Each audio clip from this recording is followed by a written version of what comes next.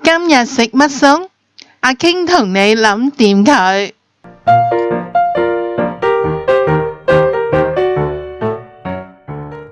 霸王花豬軟骨湯。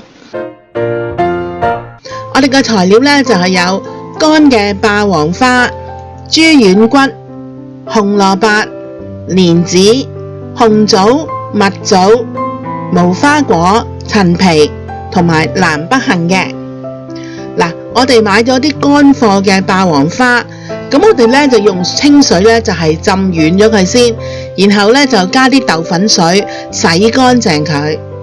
豬軟骨呢買返嚟，我哋都係一樣，用豆粉水呢嚟到洗乾淨佢，跟住呢就用凍水放落去滾。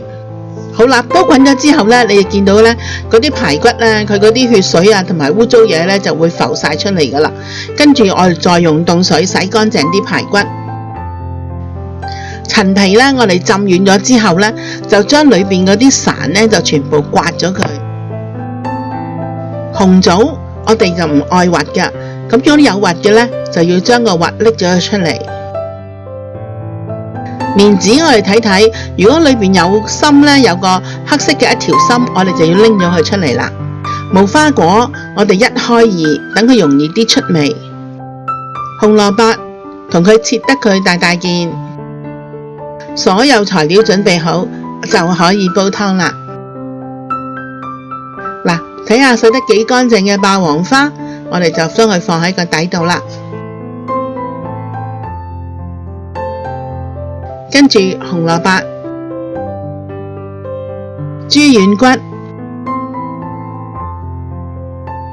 蓮子、紅棗、無花果、蜜棗、陳皮、南北杏，所有材料放晒落去之後，我哋就加水，加到呢就係冚過晒我哋嗰啲料嘅面啦。咁我哋就用高速煲佢1個鐘頭。嗱，煲好咗之後就會有好多油嘅喎。咁我哋呢要撇咗啲油佢，咁啲湯先至會清噶嘛。跟住我哋再加少少嘅鹽調味，好快脆呢，清熱化痰嘅霸王花軟骨湯就煲好啦。想知我下次煮啲咩？快啲訂閱我嘅頻道啦！記住同你嘅朋友分享啊！